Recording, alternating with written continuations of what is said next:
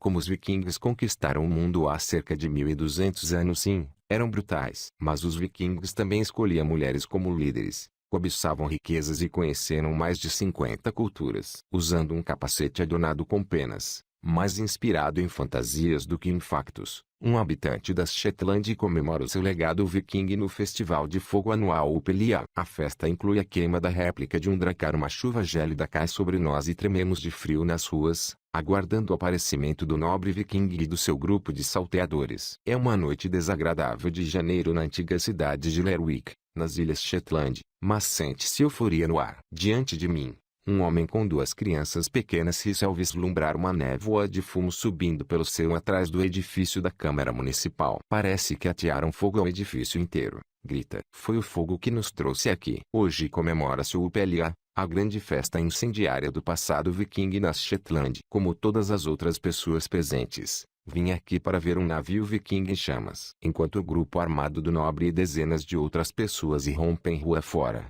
centenas de tochas ardem. A multidão solta um grito de deleite ao ver o elegante dracar rebocado pelos salteadores. Os vikings desembarcaram pela primeira vez nestas costas rochosas do norte do continente escocês há cerca de 1200 anos, esmagando a resistência local e apossando-se das terras. Durante quase 7 séculos, nobres noruegueses governaram as Shetland até entregarem as ilhas a um rei escocês. Atualmente, o antigo dialecto norso, o Norn, está quase esquecido nas Shetland, mas os ilhéus conservam um orgulho profundo no seu passado viking. Todos os anos, preparam obsessivamente o Upelia, montando, prancha a prancha, uma réplica de um navio viking. Agora, enquanto os espectadores cantam músicas antigas sobre Rei do Mar e Dracás, os portadores de tochas rebocam o navio até um campo murado. Dado o sinal, uma saraivada de tochas incendeia o navio. O fogo sobe pelo mastro acima e fagulhas voam pelo céu nocturno. Mais tarde, já de noite,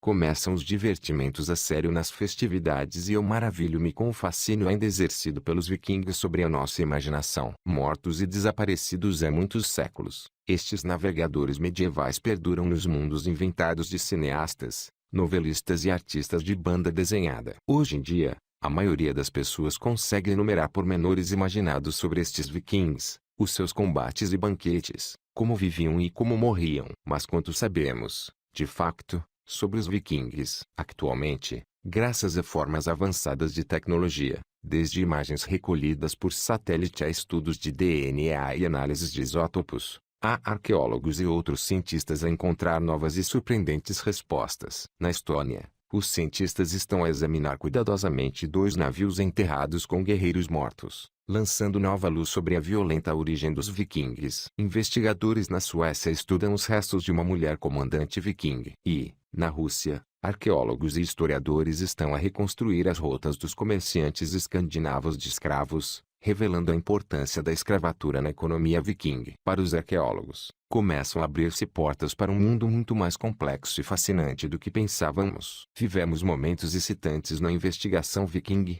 afirma Jimmy Moncrieff, historiador do Shetland Amenity Trust, em Lerwick. Os estudos mais recentes revelam uma nova imagem das ambições e do impacto cultural destes destemidos navegadores. Partindo das costas dos seus lares escandinavos, os vikings em busca de fortuna subiram ao palco mundial em meados do século VIII, explorando grande parte da Europa nos 300 anos seguintes e viajando mais longe do que os primeiros investigadores suspeitaram. Com navios elegantes e conhecimentos especializados dos rios e dos mares, visitaram territórios vastíssimos. Pelo caminho, contactaram com mais de 50 culturas e foram negociantes ávidos de bens de luxo. Vestiram cafetãs euroasiáticos e seda chinesa e carregaram moedas islâmicas nos bolsos. Construíram cidades prósperas em York e Kiev. Colonizaram grandes parcelas da Grã-Bretanha, Islândia e França e fundaram postos avançados na Groenlândia e talvez na América do Norte. Nenhum dos outros navegadores europeus da sua época se afastaram tanto da sua terra natal. Foram os únicos povos da Escandinávia a fazê-lo,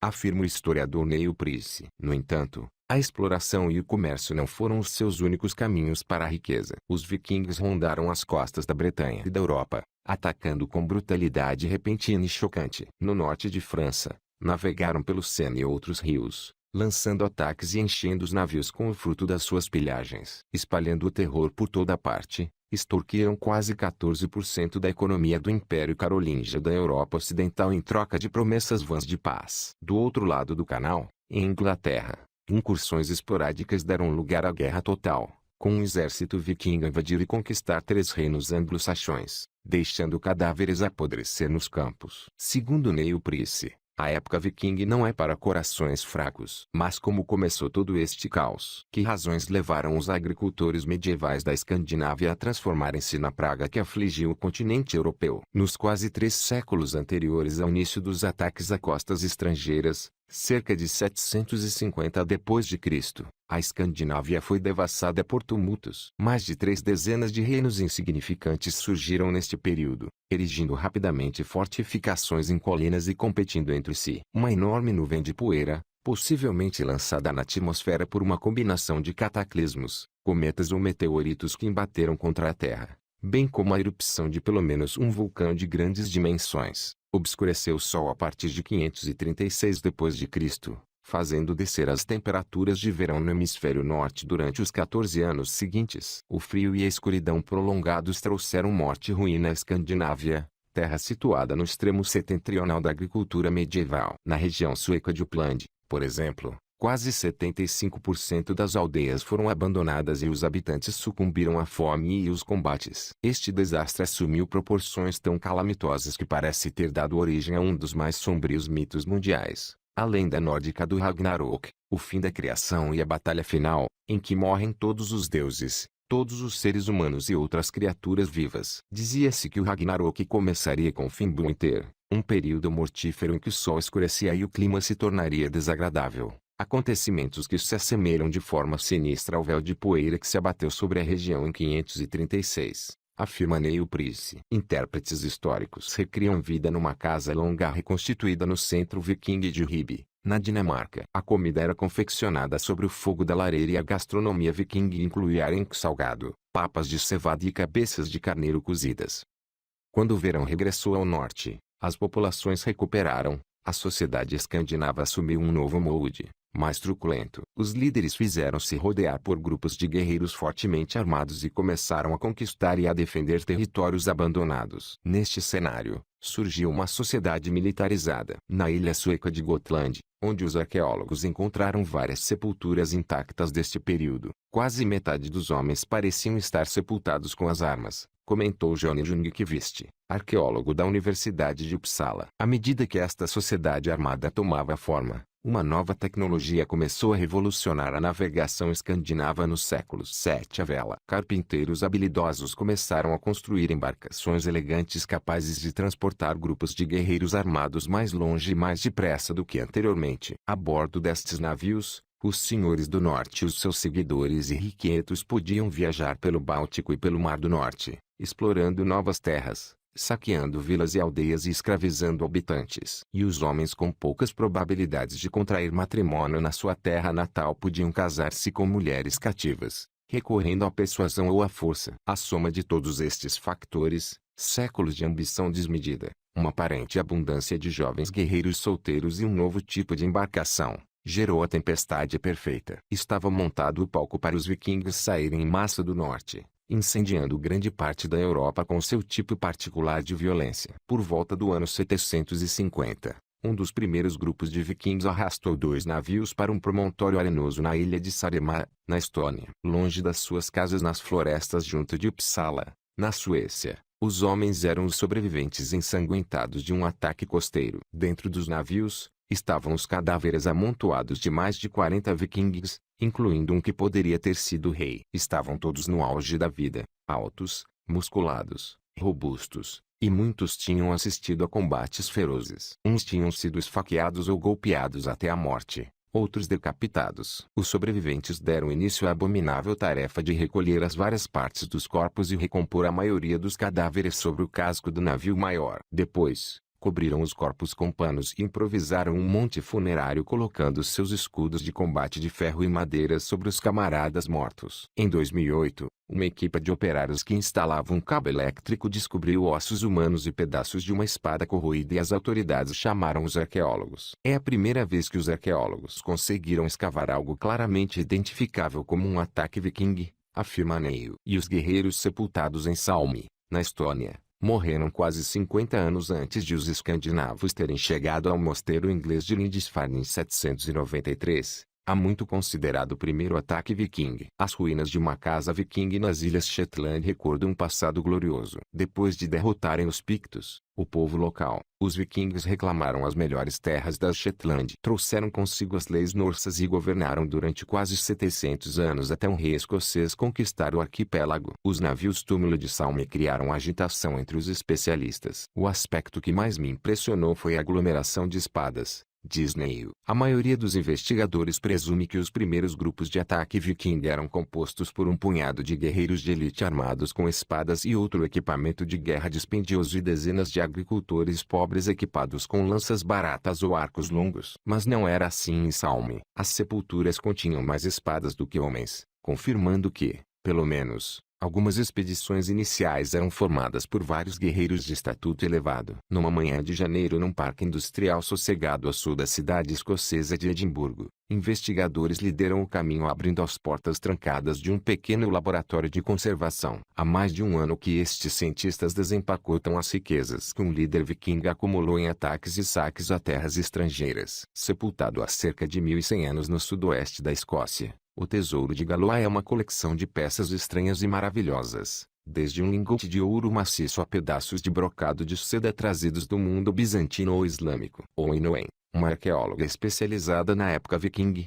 comentou: "É uma descoberta extraordinária, simplesmente incrível." Um conservador expõe algumas raridades do tesouro. Veja um alfinete fino de ouro com a forma de um pássaro. Parece um aistel, um pequeno ponteiro usado em tempos por membros do clero na leitura de textos sagrados. Ao lado está um pendente de filigrana de ouro, possivelmente concebido para segurar a pequena relíquia de um santo. Owen olha para 9 joias de prata, algumas com gavinhas rodopiantes e criaturas míticas, outras com estranhos rostos humanoides. Todas menos uma foram desenhadas para os anglo-saxões. Por outras palavras, algum mosteiro ou povoação anglo-saxônica teve um dia muito mau, resumiu o especialista. O líder viking que arrecadou estes tesouros tinha um fraquinho por coisas bonitas. Em vez de derreter o saque para fazer lingotes, este nobre viking reservou várias peças para sua coleção pessoal de arte estrangeira e exótica. Os vikings, diz o arqueólogo Steve Ashby, da Universidade de York, apreciavam objetos requintados e algumas elites tinham gosto em possuir e usar estes símbolos de estatuto. Os homens da classe alta eram muito vaidosos, diz o arqueólogo. Era uma sociedade que valorizava o consumo ostensivo.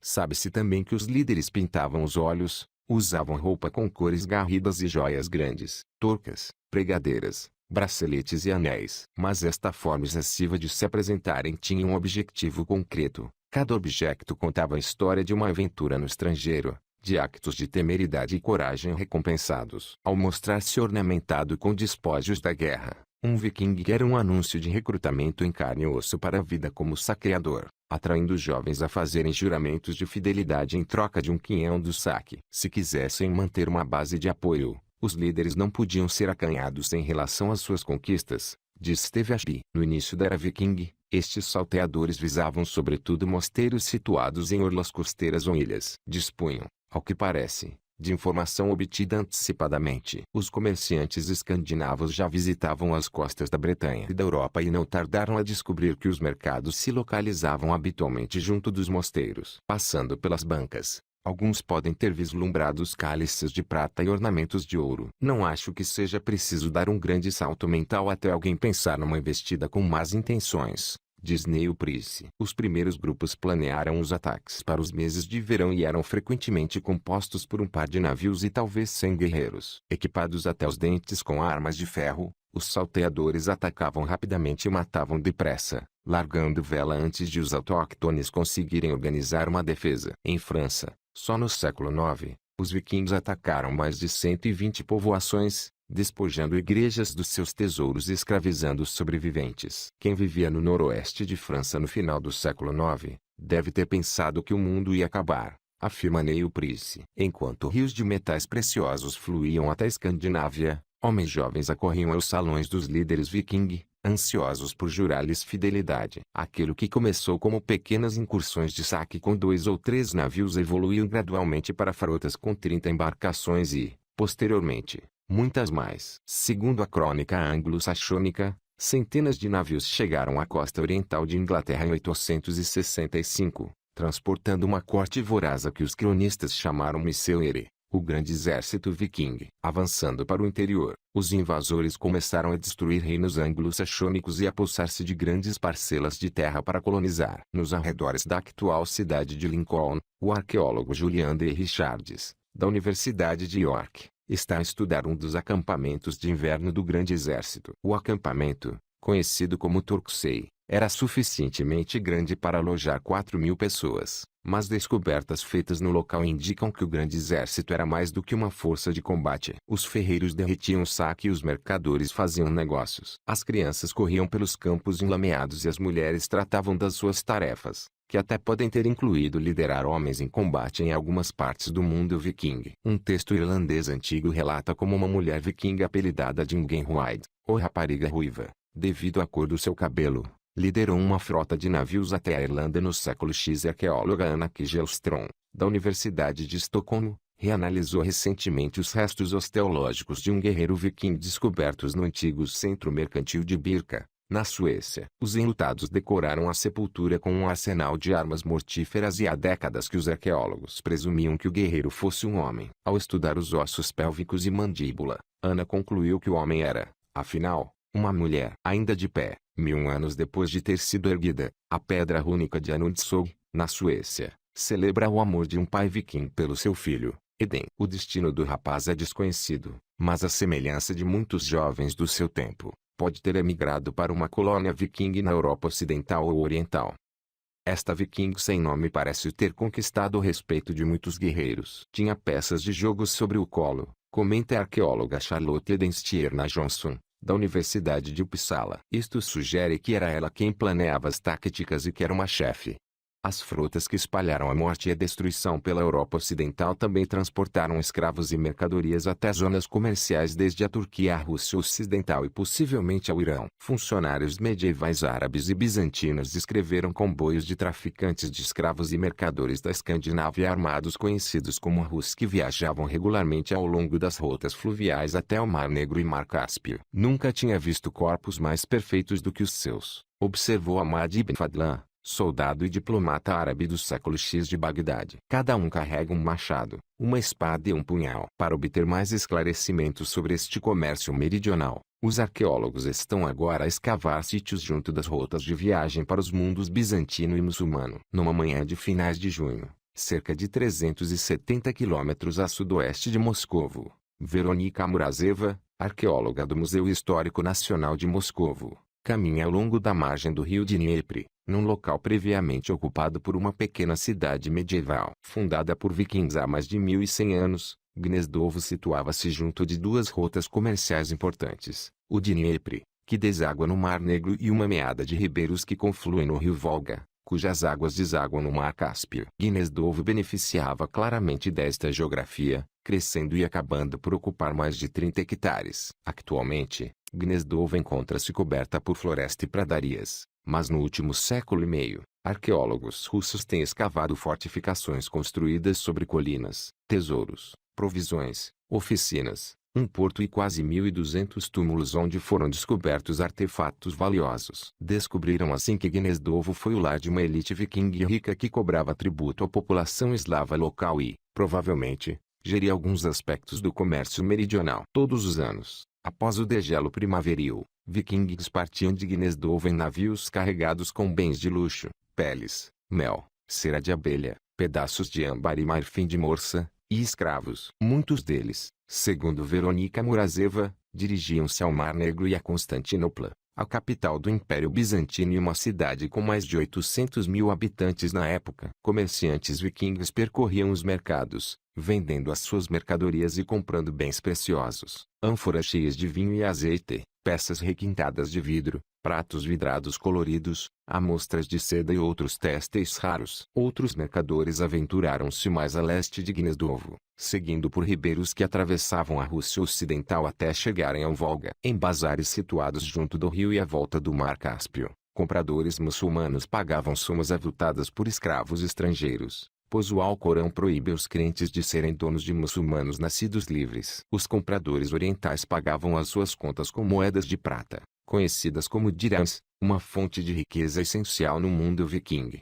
Ao pesquisar relatórios arqueológicos e bases de dados, Marek Jankowiak, historiador medieval da Universidade de Oxford, descobriu referências a mais de 1000 tesouros de dirhams enterrados por mercadores e outros vikings pela Europa. Com base numa análise inicial, Marek calcula que, só no século X, vikings traficantes de escravos poderão ter vendido dezenas de milhares de prisioneiros da Europa de Leste, sobretudo eslavos, ganhando milhões de dirhams de prata, uma fortuna colossal na época. No mundo viking, onde os senhores recompensavam regularmente os seus guerreiros com prata, a rota para sul era o caminho para o poder. Nos salões dos senhores norsos, os contadores de histórias também descreviam as primeiras viagens para o ocidente. Contavam a história de um mercador, Bjarni Ejjolfsson, que se perdeu no nevoeiro enquanto navegava entre a Islândia e a Groenlândia. Quando as brumas finalmente se dissiparam, Ejjolfsson e os seus homens avistaram uma terra nova pouco parecida com a Groenlândia. Estava coberta de floresta, mas Bjarni Ejjolfsson não tinha interesse em explorá-la, por isso voltou a fazer-se ao mar. O viking perdido chegara por acidente ao Novo Mundo, sendo, ao que tudo indica, o primeiro europeu a fazê-lo. Foi o início das expedições dos vikings à América do Norte. Atualmente, poucas proezas destes navegadores estão tão envoltas em mistério e polêmica como a sua exploração do Novo Mundo. Segundo as sagas norsas, os vikings navegaram para o oeste a partir da Groenlândia em 4 expedições principais, batendo a costa nordeste do Canadá numa data tão recuada como 985. Terão invernado em pequenos acampamentos, num local a que chamaram Vinland, tiveram filhos e negociaram e combateram com os indígenas. Em 1960, um explorador norueguês famoso, Elgengstad, partiu em busca destes acampamentos viking. Na extremidade setentrional da Terra Nova, num sítio conhecido como Lanceaus Meadows, um proprietário local conduziu a vários montes cujos contornos se assemelhavam a casas longas. Nas vizinhanças, havia uma torfeira com ferro dos pântanos,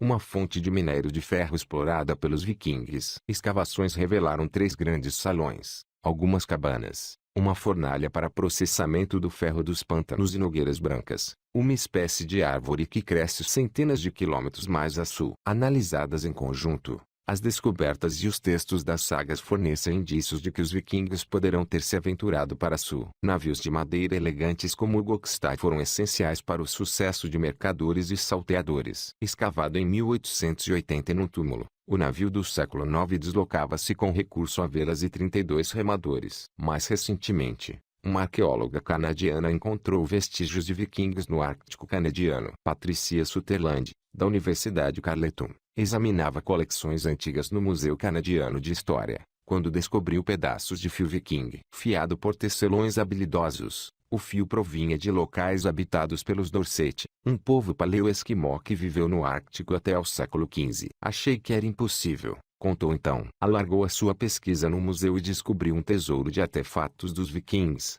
desde pedras de amolar para afiar facas metálicas a varas de cálculo para monitorizar as transações comerciais. A descoberta mais intrigante foi um pequeno recipiente de pedra que parecia um cadinho para derreter metal. Patricia Sutherland e uma pequena equipe examinaram nem mais pormenor, recorrendo a um microscópio de varrimento eletrônico. Junto da superfície interior, detectaram vestígios de bronze, bem como minúsculas esferas de vidro que se formam quando os minerais são fundidos a temperaturas elevadas, evidências tentadoras de metalurgia ao estilo viking. Continua a ser muito difícil descobrir as expedições mencionadas nas sagas. Para localizar potenciais sítios, os arqueólogos têm de examinar milhares de quilômetros de orlas costeiras e até agora não se descobriu um único vestígio osteológico. Foi isso que levou a arqueóloga Sarah Parcak, da Universidade de Alabama, a experimentar uma nova abordagem. Bolseira da National Geographic, especializou-se na utilização de imagens recolhidas por satélites para detectar potenciais sítios arqueológicos. Sarah e sua equipa começaram a examinar imagens de satélite da costa atlântica do Canadá. No oeste da Terra Nova,